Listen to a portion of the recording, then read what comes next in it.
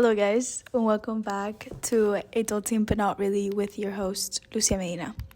So today's episode, I'm actually recording from my phone, and it's because for some reason my computer, whenever I'm recording on my computer, it keeps shutting down the audio every 3 minutes, and I don't know how to connect my microphone to my phone. So until I get that figured out, I'm recording with my iPhone today. But welcome back. Today's episode is kind of focused on romanticizing your life. And when I think of romanticizing your life, I think of just thinking about things in a more positive mindset and a more positive light. I did a whole episode about changes and about having to constantly adapt to things evolving and growing up, I guess. And the struggle of always having to move to different houses or constantly having to be on the go, constantly having to just adapt to different changes that are drastically happening in your life. I've actually haven't had a stable home in that sounds so bad. It's actually not bad at all.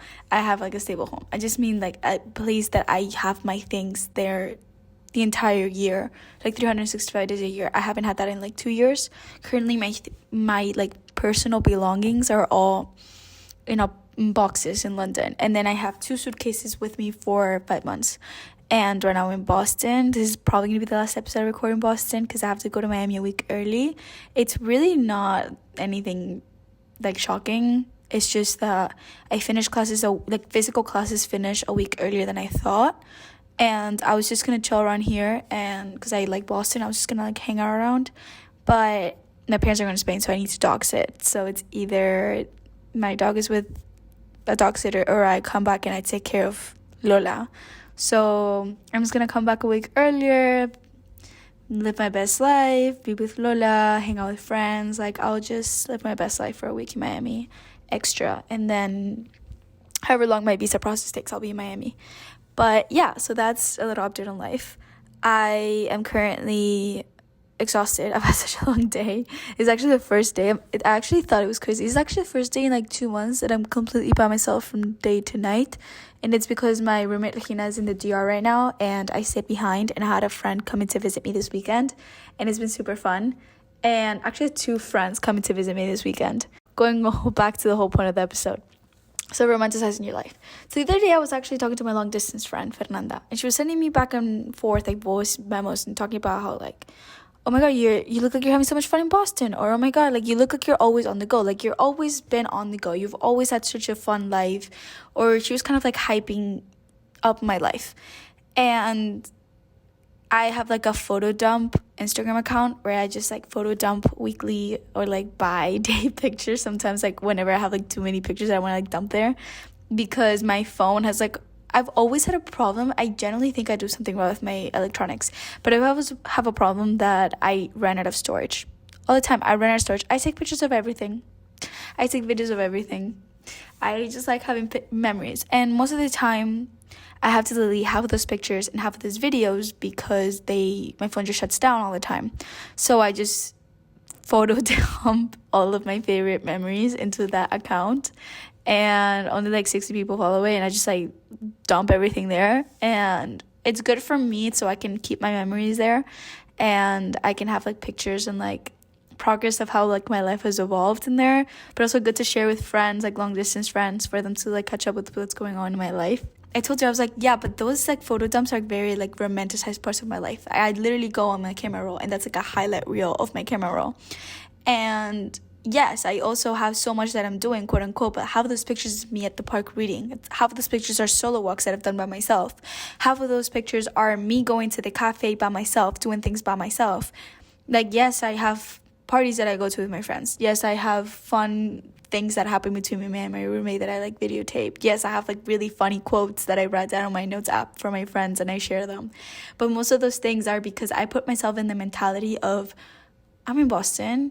I'm bored sometimes, but if I'm bored, I'm gonna go and romanticize and do all these things to romanticize my life, and I'm gonna go to the park, sit in the park, and read my book by myself. I've never read so much within a month.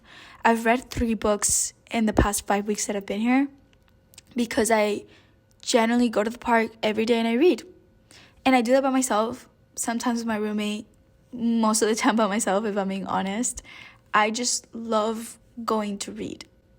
And it's my favorite way of romanticizing life. And I'll be going out, I'll hang out with my friend for the afternoon, and then she has to go home because she has like something, and then I'll keep going by myself to the park, and I'll go read at the park. So it's kind of like romanticizing your life is doing things that out of your comfort, not out of your, yes, out of your comfort zone, but also to like make life more exciting. And it doesn't have to be book a plane last minute and go somewhere. Like, yes, I've also done that, but it can be simple things like going to the park, and then it's all, or like going to the park and reading a book, or listening to podcast, or go on walks and listen to a podcast. Today I could have taken the bike, I could have taken an Uber, I could have taken the T, but I decided, I saw the 1 hour walk on Google Maps, and I was like, I'm gonna walk it. I'm gonna listen to these 2 podcast episodes I've been wanting to listen to, and I am going to be extremely tired after, which is exactly what's happening right now. But I literally just walked for 2 hours. Half of that hour I had nothing playing in my headphones, and I was just like reminiscing on life, and then the other half I was listening to a podcast. But yeah, genuinely, like, that's the way that I romanticize life. And I don't know, this is like a little intro to the whole concept of romanticization. It doesn't have to be this like Pinterest board looking type of romanticization, but it is kind of another aspect of it. A way that I've learned to romanticize my life is through Pinterest boards. Like, it sounds cliche, but it's so true. Like, that is what Pinterest is for. I go but it has to be, okay, there's a difference between a realistic Pinterest board and an unrealistic Pinterest board, and there's also a difference between healthy Pinterest board and unhealthy Pinterest board. And I feel like lately I've seen my friends have more of a healthy relationship with Pinterest.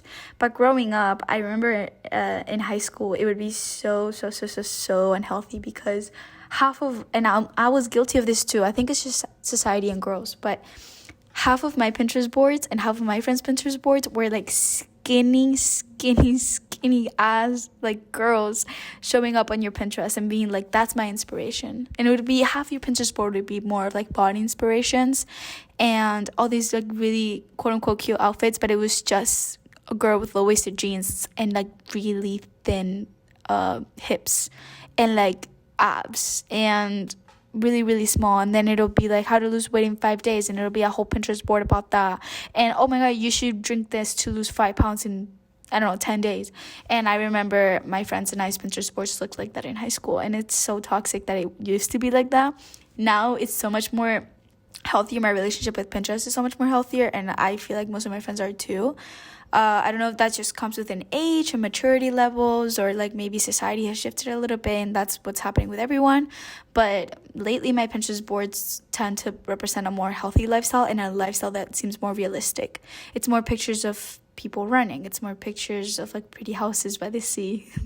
It's pictures of somebody reading by the beach. It's this picture of somebody going hiking. Like, it's just more realistic things that it kind of teaches my brain, and I familiarized, is that even a word? Yeah, I like familiarize my brain with those activities. So whenever the chance comes, I do it. For example, like half my 2024 Pinterest board was people like biking. And for some reason, I really got into biking lately. So I've been biking everywhere around Boston. My favorite thing is to bike around downtown, run about. I can't in Beacon Hill because it's hilly. It's literally a hill. But I tried it once. It was horrible. Absolutely horrible. I was alone. It was not the time of my life. I've been biking to Harvard a lot. I've been biking around this area. Like, I've been biking to MIT and back. It's been one of my favorite activities, and I would have never thought about it if it hadn't come across on Pinterest. I don't know if that's because sometimes there's such silly activities that are right in front of you, but it never really crosses your mind to do them. But they're so simple unless your brain kind of familiarizes with them, or kind of like unlocks the memory, or like it's just simple things like, for example, painting. It's such a simple activity, but I hadn't really thought about the possibility of painting until I saw a picture in Pinterest of somebody painting. I was like, oh my god, that's exactly what I'm going to do in Miami when I'm bored, and it's like, I don't know, my brain just familiarizes. Once I unlock a possibility, my brain is aware that if the opportunity comes, I'm going to take it. And that's the way that I'm, quote unquote, romanticizing my life. But like doing things that I see online, that's kind of like reachable, but like a reachable goal. I don't know if that makes sense. Another source of media that I use to, quote unquote, romanticize my life is through books. for example, if you're about to go somewhere okay, let's use this. So everybody's obsessed with the European summer. Everybody's obsessed with spending your summer in Europe, going to these places, going, I don't know, clubbing all the time, going to the beach all the time, going to Spain and getting sangria all day and like doing all this fun stuff. Look, am I guilty? Do I feel FOMO right now that I'm not in Europe? Maybe. But the way that you have to stop comparing your life to others on social media, because they might look like they're having time of their life on social media, but they might not be in real life. And if they are in real life, that doesn't mean that you can't have your own fun wherever you are, because you really can't compare, because you're in different timelines. I'm in Europe when they're in the US. I'm in the US when they're in Europe. Like, I just can't. There's no winning in the situation of me wanting to be somewhere when I literally physically cannot. So it's more of like, that'll happen when the time comes. That'll happen when I get my passport. That'll happen when I literally have to go back to London to study. And right now, this is where I am. This is my situation. And instead of dreading it, I'm going to make the best out of it, because there's other people that wish they were in my situation. So there's really no winning if you just prod about other people and what they're doing. But the way that I romanticize things is, for example, through books. So and this is, I think, a great tactic if you like reading. But if you are having like a summer in the East Coast and you're spending it by the beach, get a book that is literally based upon someone around your age and your gender that has the time of their lives in the East Coast. Or when I'm in London, I always tend to get books about a girl in her 20s living in England or in London or somewhere in Europe. And it just books tend to romanticize mundane things and mundane life. So that's a way that I I'll be reading a book and the girl will be like, yeah, I was running by Tower Bridge. And I was like, I literally did that morning. Like, this is so, I do not understand what about it, but it makes me appreciate my activities, my day-to-day activities so much more, and think, this is so book-like. This is so fun. So it helps me romanticize that. I was reading a book about a girl who lives in London, and then she decides to go vacation in Madrid and Barcelona, and she has the summer of her life. And that was the month that I went to Madrid and Barcelona, and I was living in London. So it just made me appreciate and romanticize everything even more. And it helps me be more excited about my day-to-day life. And now I'm not really reading those type of books anymore. Right now I'm reading more self-help, self-care activity books.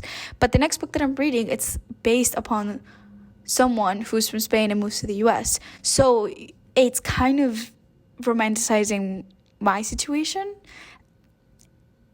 And it just helps me have a more positive and uplifting mindset about my day-to-day life. It sounds so silly, and it sounds probably really dumb to some people who are hearing this, but some people just get it. And I promise you, it really does get you out of that negative mindset of, I wish I was here. Nobody has fun in my situation. And then you read about someone who has a really movie-like experience in your situation, and you tend to see it in a different light. That's just my take on it. Also, another source of media is YouTube. YouTube actually is my favorite social media ever on earth, because it does much more good than it does harm, at least in my experience. Depends on what creators you follow. The creators that I tend to follow are very quiet. I like to listen to a lot of talks, and I like to listen to a lot of creators that live similar lives as me, live in London, and they're day in my life in London, or solo day in London, and then I see what they did in a full day that they just spent by themselves in London, and then all these activities that I hadn't even thought of doing alone, or all these activities that I hadn't even thought about doing with friends. I am obsessed with this YouTuber named Lolita, and she's Australian, but she lived in London for 2 months and then in Paris for 2 months, and she does clay, and she has a whole claying business. I had never even thought of taking a claying class, but now that's my first stop when I'm in London. Or maybe Miami when I'm bored. But I really, really, really want to unlock that and maybe see if I like it, see if it's a side hobby that could be really cool, because it looks so fun and it looks such a good time spending activity. So yeah, and then I I forgot her name, but I started following this other content creator that lives in London, and she goes through shopping in like really cool vintage stores around London and Brighton that I hadn't even thought about before. And she like did a whole trip by herself to Brighton to do vintage shopping because Brighton has really good vintage shops. I did know about that, but I didn't know what area was the good area. So through that video, I'm like, okay, now I have an activity to do with friends or to do alone if I'm ever, if I ever have a day where nobody can do anything. So it's such a good tool to use if you use it in the right way.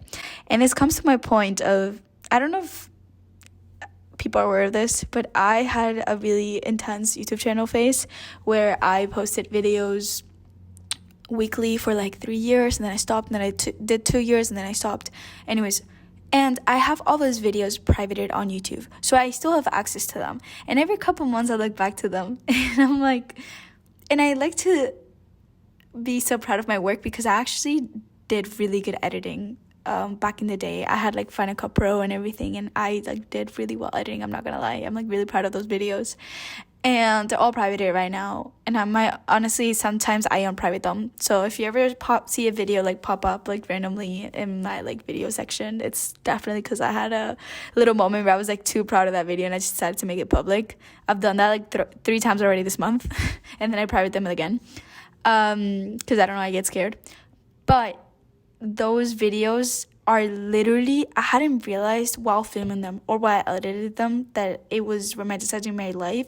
Once I posted them, especially now rewatching them years later, I think, oh my god, that trip was so fun, or oh my god, that day was so fun. And I remember thinking in the moment, like, this is such a boring day, why am I filming this? This is the most boring day that I've had all week. And then now I look back to these videos and I'm like, but that is such a fun day. The fact that I thought that was a bad video because I filmed on the wrong day of the week, or that I filmed a really boring trip that like I remember I didn't like 2 days because we didn't do anything. We were just like bored in the house in the middle of Tennessee. And then I look back at the video and I'm like, no, but I was having so much fun. Are you kidding me? Or like, this looks so fun, so aesthetic, so insane. And I think you don't have to post them on YouTube if you don't want to, but I think making little TikToks or little YouTube videos, you tend to romanticize your own life and you tend to fall in love with your own little mundane things, especially looking back at them. And even me, like I did like a little blog on TikTok the other day, like of last week on Monday, of like day in my like reset morning in my life in Boston. I was gonna say London, in Boston. And I looked at it this morning and I was like, wow, that day was so fulfilling. And it's literally the same thing that I did yesterday. And I was like, wait, why can I not romanticize in the moment my life the same way that I'm romanticizing my life when I was making that TikTok? I don't know, it's such an interesting concept. And then my last form of media that I use to romanticize my life is music. So in the little photo dump account that I have on Instagram, sometimes I do put songs in the photo dump while you like scroll through the photos. And sometimes it has nothing to do with the photo dump, and it's just a really good song that I like that week, and I want to have the memory of knowing that's the song that I was obsessed with while these days were happening in my life. And sometimes it's just because that's the vibe of the song. I mean, yeah, the song is the vibe of the scrolling through videos. Like I remember I'm like obsessed with this one photo dump that I did in that account of when my friends Diego and Mariana came to visit me in London, and it's like where the girls at. And just like the beat of that song went so well with the photo dumps and like the theme of the pictures. But yeah, no, that's fun fact. It's called Lucy Londini. Sometimes I have it public, sometimes I have it private. I change my mind all the time. There's times that I'm like, this should be public because this is so fun. This is such a funny side of my life, such a wholesome side of my life. And I feel like it represents me more than my main Instagram because my main Instagram is very curated. And then sometimes I'm like, no, but this is like too much. I don't want random people to see this. I don't know. It depends on the week. Sometimes if you get lucky, you can see it for like 2 days and then I'll private it again. But yeah, so that's just the way that I romanticize my life. It really isn't all complicated. It's more of how do I always tend to look at my situation in a better light. I use this mostly, especially now since my life is very unstable. Not in ways of like mentally, more in ways of because my citizenship, my US citizenship is taking like a little bit longer than I expected. I had the mentality of I'm going to be in Boston, then like a week in Miami, and then I'll go back to Spain and I'll like be with my friends and I'll be with my family and I will do all these fun stuff and I'll be in the island and I'll be eating good food and I'll be with my grandparents and it'll all be fun and games. And then now it's like it's out of my control when I'm getting my passport back and how my citizenship exam goes. It'll go well. I literally did AES US History, A-level US History, AP Gov, and AP Macro, and like the civics exam in 7th grade. I know my stuff. It's just really depends on when they give me my passport back. And it looks like I'm going to be in Miami for a month. And that wasn't in the plans before. I wasn't mentally prepared to be in Miami for a month. Miami, I think I have a medium relationship with. I like it because my friends are there and I have a lot of fun with my friends there. But something about Miami just gives me anxiety. Something about Miami, I have to see the way that I'm romanticizing my situation right now is that I'm trying to see it in the light of this is me healing with Miami. This is me and Miami healing together for this month that we're going to be together. I am going to be like home alone for the first 2 weeks because my parents are in Spain. So that kind of scared me even more because I'm like, I already don't feel my greatest in this city. And then apart from that, I have to be alone. But now I'm looking at it in a different perspective of this gives me more of a chance to really feel my emotions and like understand what my relationship with the city is, what triggers those emotions, why those emotions are there. I'm like really trying to like dissect this because I really want to like switch up my mindset with Miami because it's such a fun city and I have so many great friends there and I don't understand why it hurts me so much to go back. It's like a whole concept that I need to like dissect with myself. And yeah, I think I'm looking at it in a different light now because one, I'm romanticizing my life there. I'm romanticizing the fact that I'm going to be listening, like I have songs that I'm like, I can't wait to listen to that in the car in Miami. Or I have situations where I'm like, I can't wait to go with my dog there, just the two of us. Or I can't wait to, once I have my kitchen in Miami, because right now I'm in a dorm, I'll have like a full kitchen to like bake like cookies in while I watch a cute movie on the TV. Or like I'll have my friends over and we'll have like a movie night. Because like now I don't have to like there's no one at home, so I can just like invite my friends over and like have a movie night without disturbing anyone else. And I don't know, and like I'll go on my morning runs and then I'll come back and I'll go to the pool and then I'll go on like day trips with my friends to like the Keys. And that's the way that I'm romanticizing my relationship with Miami now, and it's through movie-like things or reading books about Miami or listening to music that I used to listen to when I was having my prime relationship with Miami. And I don't know if that makes sense.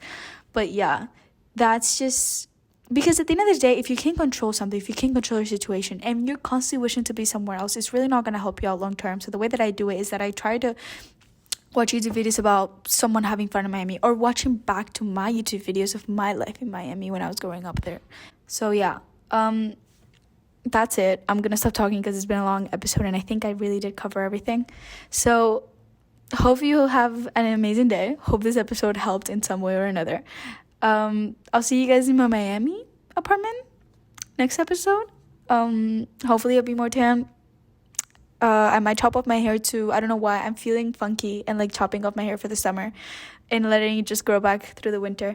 But yeah, hope you have a great day. Thank you for listening.